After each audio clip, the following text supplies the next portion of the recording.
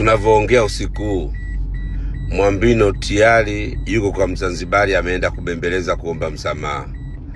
Na kwa taarifa nilizozipata kupitia dada wa ndani wa kazi, Mzanzibari kamsamee Mwambino, na saizi Mwambino wapo wanazibua masikio ya mtoto. Mapenzi nyoko, mapenzi nyoko. Humiliation yote, fedheha zote, Mzanzibari kasahau jana, kadanganywa. Hata yule niliyomuita mwenyekiti wa kamati ya birthday, nilimuita tu lakini sio vile. Kamuita majina yote matatu, hadi jina lile kwa naita kitandani yote kamuita nayo, majina yote matatu kamuita nayo yote. Leo useme na kudanganya.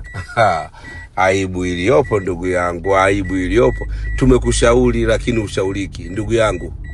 Asisikia mkuvu njikaguu. Wacha mapenzi ya kuwe. Wacha mapenzi ya kuwe na depression. Hatutakusema tena, hatutakusaidia tena.